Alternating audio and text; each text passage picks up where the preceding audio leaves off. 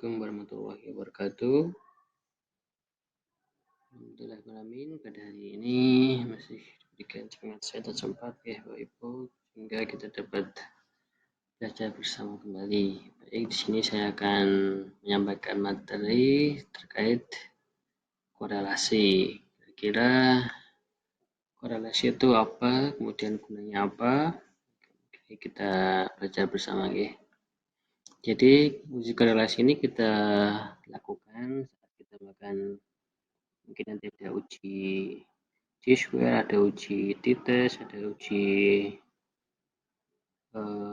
Wilcoxon dan lain sebagainya.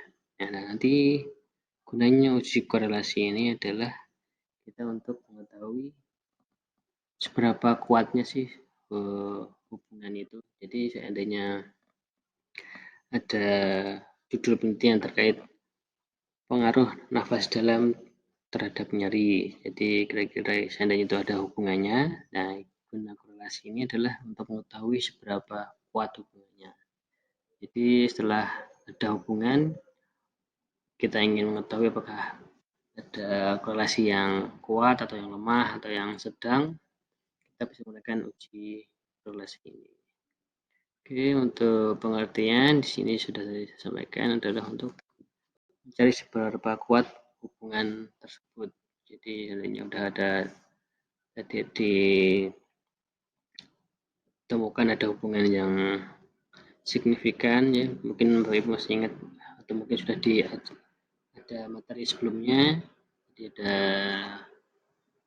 hasil yang signifikan terkait nilai p-value-nya, ada yang kurang dari 0,05 itu ada, jadi ada hubungan. Jadi itu kita bisa melakukan uji korelasi untuk mengetahui seberapa kuat hubungan tersebut. Jadi mungkin ini saya sedikit untuk review sedikit, mungkin sudah disampaikan oleh Pak Woko atau Pak Bambang sebelumnya. Jadi untuk mengetahui sebelum kita melakukan uji korelasi, kita harus mengetahui dulu apakah nilai p-value atau penelitian kita itu ada hubungannya atau tidak. Jadi contohnya di sini kita menggunakan tingkat kepercayaan 90% atau 95% atau 99%. Jadi seandainya kita menggunakan tingkat kepercayaan 99% atau dengan tingkat kesalahan hanya 1% atau dengan nilai p-value kurang dari 0,01. Nah, ini biasanya digunakan pada penelitian obat-obatan atau mungkin pabrik farmakologi. Jadi mereka menggunakan tingkat kesalahannya 1% atau tingkat kepercayaan 99%. Kemudian dengan nilai p-value harus kurang dari 0,05. Seandainya lebih dari 0,5 berarti obat tersebut tidak layak untuk dikonsumsi atau dipasarkan, seperti itu. Selanjutnya yang paling banyak untuk dilakukan penelitian pada dunia keperawatan, biasanya kita menggunakan tingkat kesalahan 5%, tingkat kepercayaan 95% dengan nilai p-value-nya kurang dari 0,05. Itu bisa kita sebut nanti ada hubungannya atau tidak, seperti itu ya. Apakah ada pengaruh terkait terapi nafas dalam dengan nyeri, atau mungkin ada perawatan luka dengan madu dengan tingkat kesembuhan, apakah kesembuhannya dengan menggunakan air NaCl dan sebagainya ya. Jadi itu kita bisa menggunakan tingkat kepercayaan yang mana seandainya kita ingin menggunakan 1% pun juga tidak apa-apa, tapi itu mungkin nanti ini ya, untuk penelitian kita nanti malah ini takutnya tidak bermakna seperti itu. Biasanya kita menggunakan tingkat kesalahan 5% seperti itu. Oke, selanjutnya nanti saat kita melakukan uji dengan aplikasi SPSS, nanti ada rentangnya di sini ya, ada rentangnya yang 0 sampai 0,2 itu nanti adalah lemah, kemudian di sini ada yang kuat 0,4 sampai 0,7, kemudian berkorelasi sempurna adalah nilainya 1, seperti itu. Jadi ini terkait rentang untuk mengetahui keeratan korelasi. Jadi beda yang tadi ya, kalau beda yang ini tadi adalah untuk tingkat kepercayaan atau tingkat kesalahannya itu biasanya hanya ada 3 ini, 90%, 95% atau 90%. Oke, untuk mempersingkat waktu lanjut di sini adalah untuk uji korelasi. Di sini tuh ada 2 nih, ada uji parametrik dan uji non parametrik. Jadi untuk non parametrik terbagi lagi dengan skalanya itu skala nominal dan ordinal. Oh ya, mungkin Bapak Ibu review sedikit ya untuk skala ordinal itu masih ingat mungkin ya. Untuk ordinal ini adalah untuk skala yang bertingkat atau berjenjang. Jadi contohnya mungkin kita ingin meneliti tentang nyeri, ada nyeri ringan, sedang, berat, itu adalah skala ordinal. Kemudian kita menggunakan skala nominal di sini mungkin saat penelitian kita terkait dengan mungkin kualitas tidurnya baik atau buruk, itu ada 2 pilihan, berarti itu adalah nominal seperti itu ya. Selanjutnya adalah parametrik.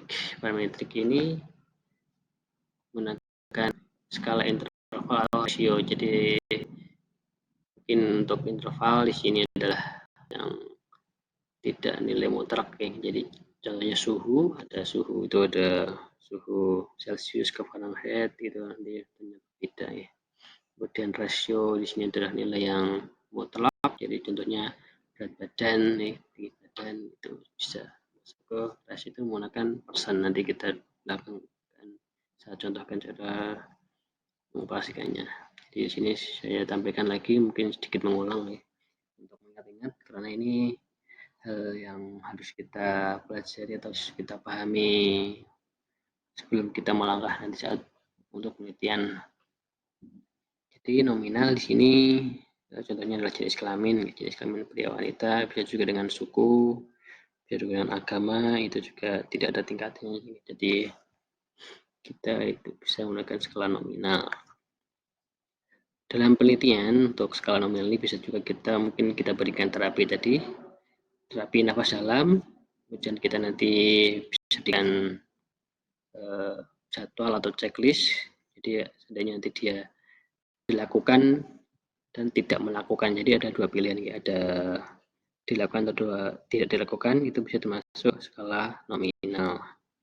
Dan yang ordinal di sini adalah berjenjang tingkatan, contohnya juara 1, 2, 3, kemudian pendidikan, pendapatan, itu jadi ada tingkatan berjenjang. Jadi seandainya kita dalam bentuk penelitian ordinal ini bisa kita bagi tadi ya, jadi ada nyeri ringan, sedang, berat, seperti itu, ada tahap-tahapannya.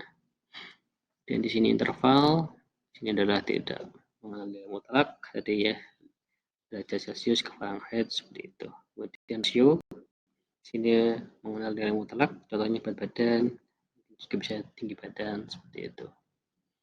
Oke, jadi ini harus dipahami terlebih dahulu. Kita nanti uji korelasinya parametrik atau non parametrik. Kalau parametrik ada nominal dan ordinal, nanti kita menggunakan ordinal menggunakan dan atau tahu. Kemudian nominal ini kita menggunakan koefisien kontingensi Karmer, kalau interval atau rasio menggunakan persen. Oke, dipahami ada korelasi ada 2, parametrik dan non parametrik. Oke, kemudian tadi untuk yang ordinal ini ada 9 rank dengan tahu. Jadi di sini bedanya apa sih dari kisah kita saat kapan kita menggunakan 9 rank ataupun tahu. Jadi di sini jelaskan. Jadi kita menggunakan eksperimen saat kita menggunakan sampelnya itu berbeda. Jadi mungkin kita saat penelitian kita ingin mengambil data atau kelompoknya itu berbeda. Jadi contohnya kita ada 2 kelompok, jadi kelompok satunya itu hanya kelompok kontrol, tidak kita berikan intervensi apapun. Selanjutnya satunya lagi kita kelompok intervensi kita berikan, mungkin berikan terapi, berikan tadi ya, kita berikan pelatihan, atau mungkin kita berikan SOP seperti itu, bagaimana cara awas dalam yang baik, yang benar seperti itu. Sedangkan untuk kendala tahu di sini adalah subjek yang sama atau berpasangan. Jadi kelompok pertama kita ambil data untuk pasien 50 orang. Ini kita ambil datanya, kemudian mungkin dia mengalami nyeri tingkat 5 rata-rata, kemudian kita memberikan intervensi lagi pada kelompok 50 tadi, 50 sampel tadi. Jadi itu dinamakan berpasangan. Jadi saat kita mengambil data untuk yang kontrol dan intervensi itu sama, itu. Oke, kemudian di sini untuk langkah-langkah korelasi kita bisa menggunakan PSS di sini. Di sini kita yang menggunakan data yang nominal dahulu untuk data nominal. Kita SPSS.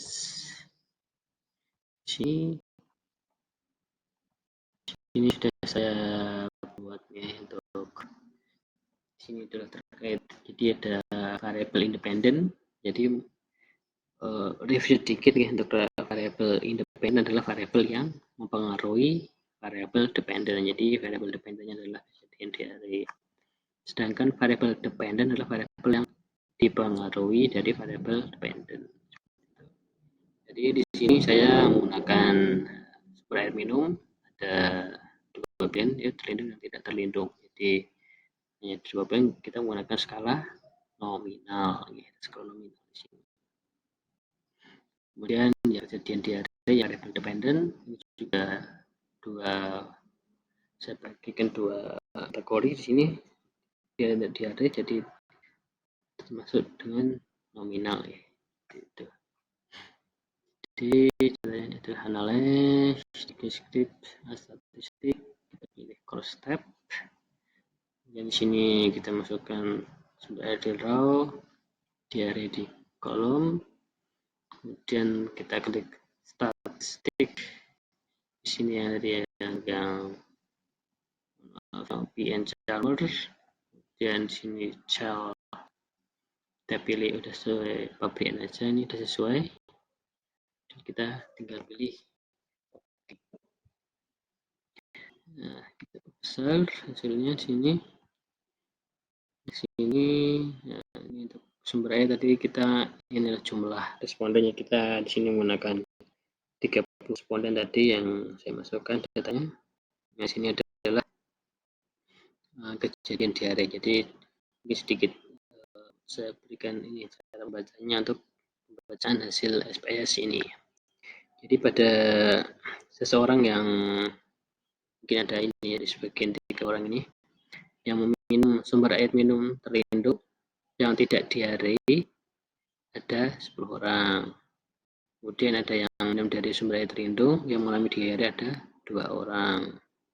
Itu ya. Jadi sebaliknya juga ini ada warga yang tidak minum dari sumber air terlindungnya ada 5 orang yang diare, tapi yang diare ada 13 orang seperti itu.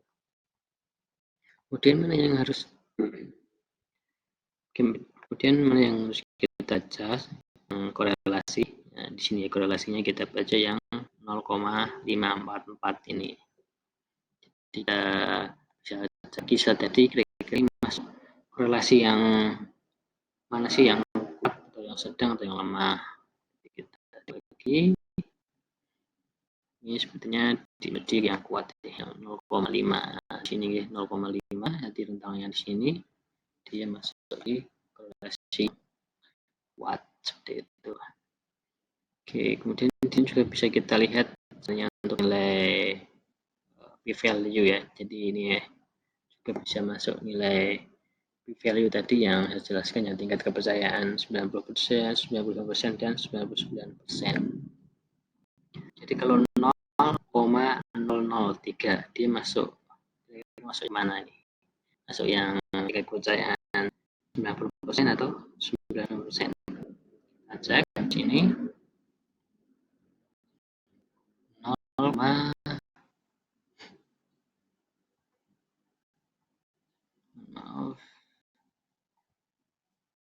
ya, di sini ada 0,003, di sini ada 0,01, jadi masih tambahan 0, berarti ini bisa menggunakan kepercayaan yang 99%, ya. Jadi lihat kesalahan 1%, jadi yang terpilih apabila kita minum sumber air yang tidak terlindungi itu bisa menyebabkan diare, seperti itu. Jadi kesimpulannya, jadi ini ada hubungan yang erat, ya, ada hubungan erat terkait konsumsi minuman yang terlindungi dan kejadian tidak diare, dan yang konsumsi yang tidak terlindungi dan kejadian yang cukup tinggi kejadian diarenya tadi, seperti itu. Selanjutnya untuk uji korelasi Kendall Tau yang tadi, yang ini ada keterangan parametrik untuk skala ordinal non-parametrik, ya, jadi kita menggunakan skala non-parametrik, menggunakan skala ordinal dengan yang non-parametrik.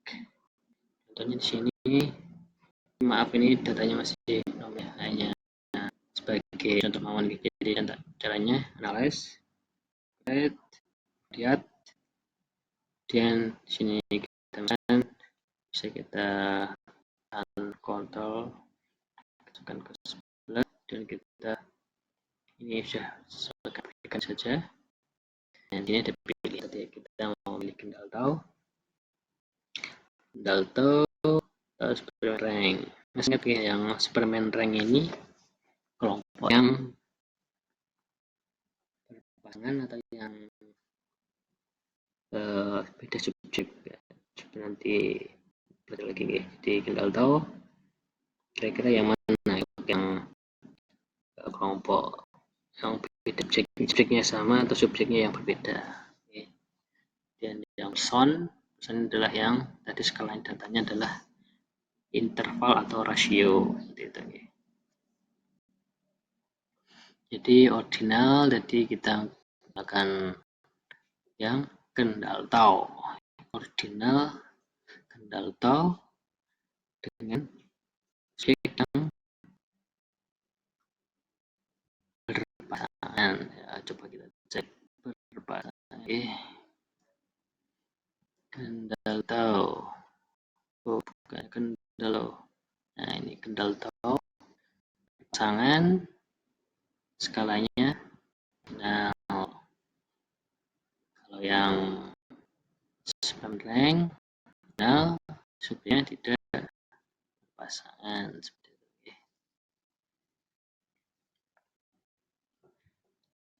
Kita klik atau hasilnya sudah sama, gitu. Tapi ini meskipun sama, ini kita salah menggunakan ujinya, karena salahnya harusnya ordinal, gitu.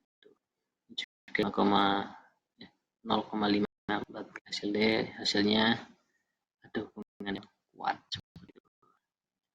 Dan tadi contohnya untuk analyze correlate variate, untuk yang juga sama, jadi kita sesuaikan saja. Tadi skalanya interval atau ratio menggunakan kemudian ordinal kita menggunakan Superman atau menyebutnya pada subjeknya sama atau tidak. Dan di sini saya contohkan untuk mengisi SPSS. Jadi untuk isi SPSS itu kita klik yang variable view. Variable view kita isi, dan kita mungkin usia tadi, ya, mungkin usia dan yang mau berapa nanti, ya, penelitian Bapak Ibu, kemudian nanti jenis kelamin, apalagi mau kasih 1 atau 2, jangan sampai salah ngasih kode. Dan penelitian di Indonesia juga saya kasih ada 4 kategori seperti itu, ya. Dan ini untuk mengetahui, untuk apa sih gunanya kita memberikan tingkat pendidikan, agama, agama mungkin Islam atau bagaimana yang lainnya, ini bisa ada 5 kita tambahkan mungkin seperti ini untuk makan ya. Jadi value ini untuk harganya mungkin kita isi udah kita save.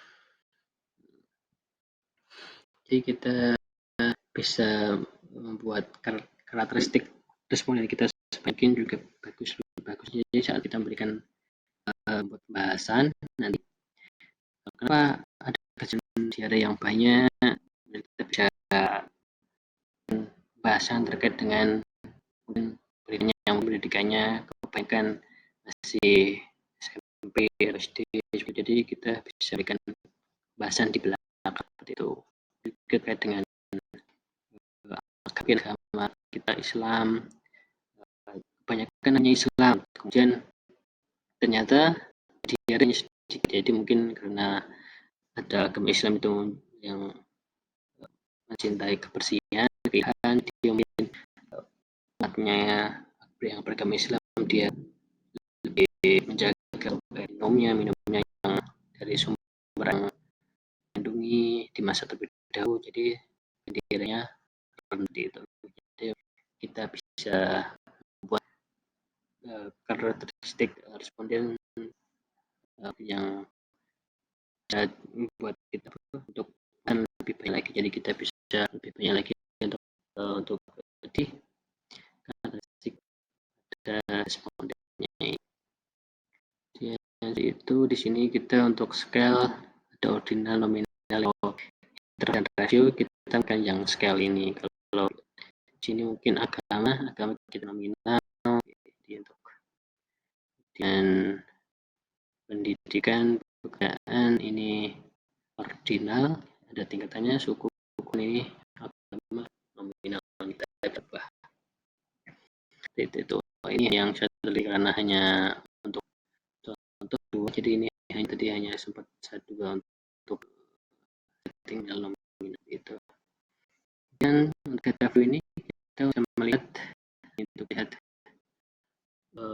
sudah kita isi ya, jadi hanya kode bisa keluar tulisannya di sini. Bisa kita cek juga dia adalah tidak masukkan datanya. Jadi ini kalau hanya angkanya seperti ini, kita ingin sudah kategori, klik view, pilih yang value label ini. Yuk selanjutnya materinya Niki. Jadi untuk kesimpulannya, jadi dengan korelasi ini adalah untuk mengetahui seberapa kuat hubungan pada penelitian Bapak Ibu, bahwa penelitiannya itu sudah ada hubungannya, jadi setidaknya p-value-nya itu kurang dari 0,5, bahkan tingkat kepercayaan dalam persen itu ada hubungan. Kemudian melakukan uji korelasi untuk menguji seberapa kuat hubungannya. Dan ini ada rentangnya, rentang lemah, kuat, sempurna, ganti saat intervensi itu ada hubungannya itu atau lemah atau nanti misalkan angka ini untuk korelasi, jadi korelasinya 0,9, jadi sangat kuat sekali. Jadi ada, jadi untuk juga merasakan ini ada hubungan lemah atau kuat, jadi kita tambahkan untuk mengetahui juga ini korelasinya kuat atau. Kemudian perlu diingat lagi nih untuk kepala ukuran dan nominal tertentu pun diambil lagi. Dia nanti ke yang terpenting ini untuk kasih ordinal nominal, jadi parameter atau ratio persen. Mungkin cekap, mungkin hanya itu saja yang saya sampaikan. Mohon maaf yang bisa sampaikan di mungkin bisa hubungi langsung saya seperti itu. Cukup sekian dari saya, kurang lebihnya mohon maaf. Assalamualaikum warahmatullahi